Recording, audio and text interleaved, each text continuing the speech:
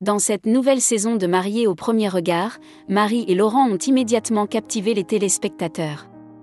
Ils se sont mariés à Gibraltar dans une ambiance chargée d'émotion et de sensualité.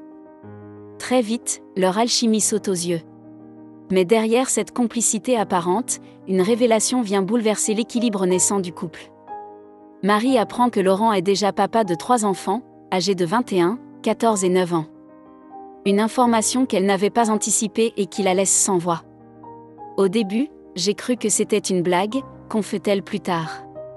Elle exprime rapidement ses doutes, pourra-t-elle vraiment trouver sa place dans une vie déjà bien remplie ? Elle craint de passer au second plan, elle qui aspire à une relation exclusive, presque fusionnelle. Malgré ce moment de flottement, leur connexion ne faiblit pas. Lorsqu'ils se retrouvent seuls, Marie ne cache pas son attirance. Avec humour et audace, elle lance à Laurent « Tu pensais vraiment dormir comme ça ?» Une nuit tendre, complice, intime. On a dormi collés ? C'était que de la tendresse, résume Marie.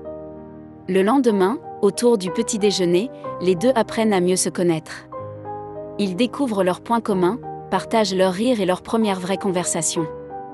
Laurent, visiblement touché, confie « Je ne m'attendais pas à être aussi proche d'elle aussi vite. » Ce genre de choses, ça n'arrive pas tous les jours. Mais malgré cette belle entrée en matière, une ombre plane. Marie sait qu'elle devra faire face à une réalité complexe, s'intégrer dans une famille recomposée. Et ça, ce n'est pas rien. J'ai trouvé leur début d'histoire vraiment touchant. On sent une vraie attirance entre eux, quelque chose de sincère et spontané. Marie a cette énergie douce et entière à la fois, elle veut vivre une histoire forte, sans faux semblant. Et franchement, je comprends ses doutes. Apprendre que son tout nouveau mari a 3 enfants, ce n'est pas anodin. Ce n'est pas juste une information, c'est un projet de vie qu'il faut accepter d'un coup. Mais ce que j'admire, c'est qu'elle n'a pas fui. Elle a exprimé ses peurs avec honnêteté. Elle aurait pu se refermer, jouer la carte de la fuite ou du « ce n'est pas ce que j'avais signé », mais non.